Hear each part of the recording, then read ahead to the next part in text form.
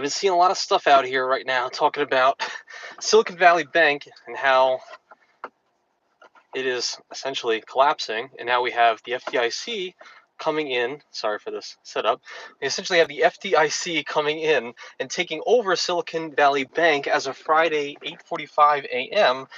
And literally right after it started pulling out more and more money, billions and billions of dollars, in the event that they're assuming the bank is going to collapse and they're not going to be able to pay out all those deposits for those people who are FDIC insured.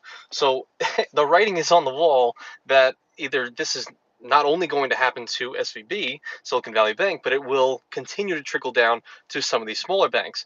I'm not even going to go into all the details talking about how Silicon Valley Bank has maybe only $160 billion worth of assets or maturities that it actually could sell in the event of a total collapse, that it could actually cover most of. um, Hey, what's going on, Sandrew? I'm just doing a quick one and then I gotta go. um, uh, it has enough deposits to pretty much cover most people's deposits up to 250K. Anything above that is probably kaput. Um, but I guess it depends on how much they're actually able to liquidate. And also, in an event that they are trying to mass sell these maturities, these are bonds and treasuries, stuff like that, it's going to be at a massive, what me Kevin would call a fire sale. So it's severely undervalued, and it's a horrible situation. So I say all that to say, because I see a lot of people out there doing all the data on here, and I see a lot of people commenting on those videos talking about, well, this is just to scare everybody. If the banks are FDIC insured and all of your money is out there FDIC insured, that you're totally covered, and it's just fear mongering.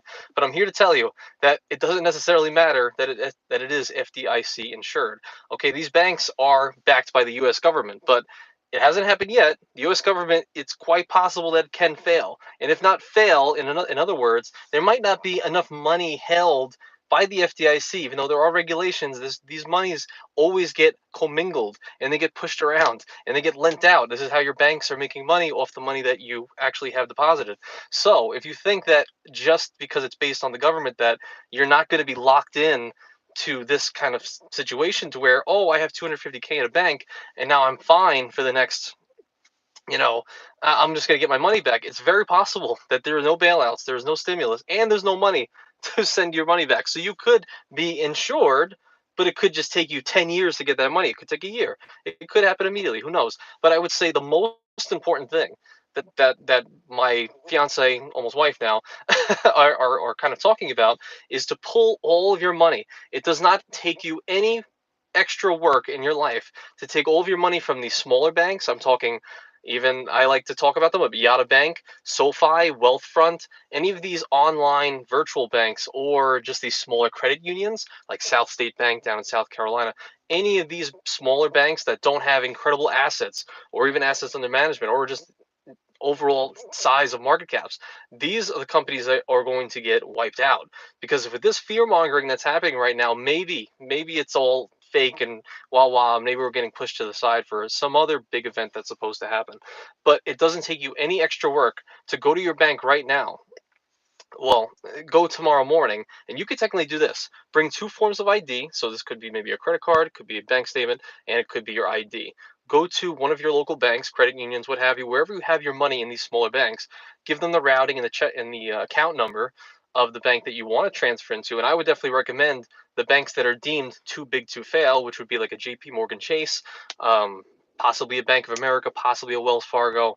Even though I probably wouldn't trust those other two, I'd probably stick with like a JP Morgan Chase, or even if you have brokerage accounts, companies like Fidelity that have trillions of dollars of assets under management and billions in assets, that they actually could cover you in the event of a worldwide default.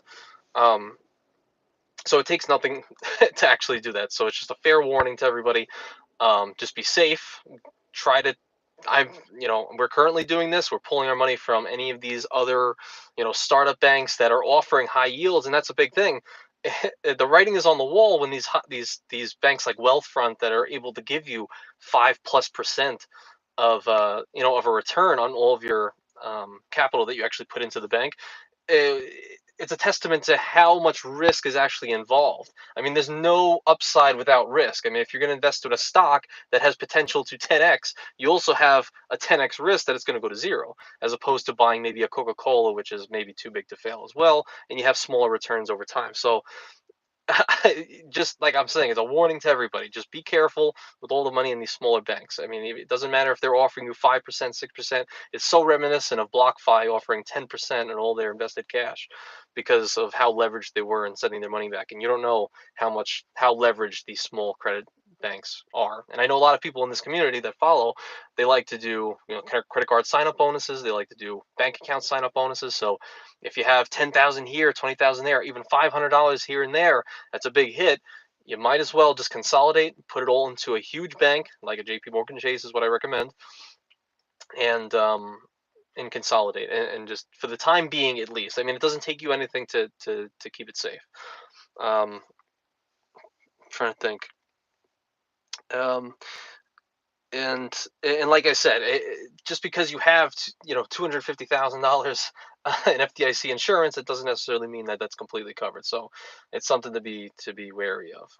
Any assets that you have over that amount, it might be wise to, if you're going to be with a bank anyway that's going to be giving you a slight return on your money. We know banks don't offer the greatest returns. You might as well just throw 10,000 here and there into Treasury bonds, or 15,000 if you go directly to the U.S. government, and you can buy Treasury bonds. And again, it's all backed by the government. So if there's no more stimulus money, no more money put in there to actually, fund out all the people and repay everybody because if this really does happen and there is mass hysteria right now. I mean, it's everybody on Twitter. I'm making this video. It might be nothing, but if there is mass hysteria and they have what's called a run on the banks, everybody and their mother is going to be out tomorrow, Monday, to the banks first thing in the morning, so you want to get there before it opens, and they're going to be pulling more and more money out. At the very least, you're trying to get some cash. So get some cash on the side, at least that you have it. But these branches don't have infinite money. They only have a certain amount of shipments that come in every single, I don't even know how often, every few days, they'll have shipments of money come in. So you want to be the first one there. Get there even 8 a.m. Camp out like it's a good concert. So just to be totally sure and safe, you only have to do this one time. I got a comment saying, is Capital One a big bank? I still say Capital One is okay, but it's still a fairly new bank. If you look at it, Capital One's only about 25 years old. I believe in 1996 is when it started. And I would definitely, if you're uncertain, I'm not going to be able to cover all the banks, but go into whatever bank you have. Check out I would check out the net income statements. That's what I like to look at. I would also look at the assets that the company actually has. Like, for example, a TD Bank, which we're going to be pushing out of. They will have a market cap, because it's a stock, of $100 billion. A JP Morgan Chase is about $400 billion company, so it's about 4x bigger. TD Bank only has about 300 only has about $1.7 trillion in assets only, but $1.7 trillion in assets, whereas JP Morgan has about $2 trillion more, right around $4 trillion. So you might as well be with a bank that has more assets than less. So I would definitely go on Capital One and check to see how much they actually have in their assets. Like, is it $1 trillion? Is it less than $1 trillion? If so, the less and less money they have in assets, the more likely they are to not be able to pay back all of those deposits in the worst case scenario. Like I said, it could be nothing. So that's a good question. That's why I keep reiterating Chase, because it's quite literally one of the largest banks in the world, with a lot of assets, a lot of good net income, and a lot of different services to actually get money back in the event of the worst case scenario. As in, like, credit card services where they can get paid on all of their interchange fees, et cetera, et cetera. Something like a TD Bank has very few options for credit cards. Their main source of money is going to be, maybe their brokerages accounts and their commissions that they're making off the trades, and or their lending out of your money that you're actually putting into these banks. So I do have to run. So just to summarize everything, the bank collapsed. Okay, FDIC comes and is now taking over the bank, and they're now liquidating. I believe it was $45 billion or $42 billion worth of assets that they had in maturities on Friday, 8:45 a.m. So if this continues happening, and this does have a trickle down effect, you better believe that all these other banks that people are draining money out of, that means liquidity is going away, which means less money for you if you go to try to take money out. which also means the bank could possibly in default. Because think about it, if the banks are loaning out millions and millions of dollars to make money off you and give you a few percent, what's going to happen when all that money actually drains away? Like okay, maybe I have $5,000 in this account right here with this credit union. That money, well, this smaller bank, that money's being lent out already, whether or not you've had that money in there. So as soon as you pull out that 5K, well, now they're leveraged 100% because now they have no assets to back that. So if everyone starts doing that, it could be a bad scenario. Um, so that, yes. So if that ends up happening, like I said, it takes nothing. Go in the morning, go to these smaller banks, credit unions, and consolidate all of your monies that you have in your accounts and put them into a big bank that has high income and has a lot of assets. JP Morgan Chase. You know, that's the main thing. Brokerage account, Fidelity. I trust them both. Um, Make sure you bring your two forms of ID, bring your checking, and because you can either ask them for a check, but you're gonna have a signed permission slip from the manager of that branch, which takes a little bit extra time. Anything over $10,000. Otherwise, you could get that check and bring it to whatever bank you want to go to, or just easier, bring the routing number and the account number, give it to that bank, and they can just do a quick EFT transfer straight to the bank of your choice, which we're gonna do in the morning. Um, just because it's FDIC insured does not mean that your money cannot be locked in and frozen for years to come when the government decides to eventually either sell all their treasuries and bonds just to raise money to be able to pay back all these deposits, or if they end up putting out more stimulus money out there, which of course is going to in turn ruin the taxpayer again because they're going to print all this money to bail out all the people that have their money that is supposed to be FDIC insured, which in turn will now boost inflation, which means boost interest rates, which so the cycle continues. So be safe. This is a quick thing. I gotta go run now.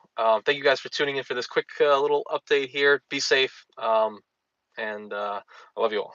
Okay, so take care. Bye bye.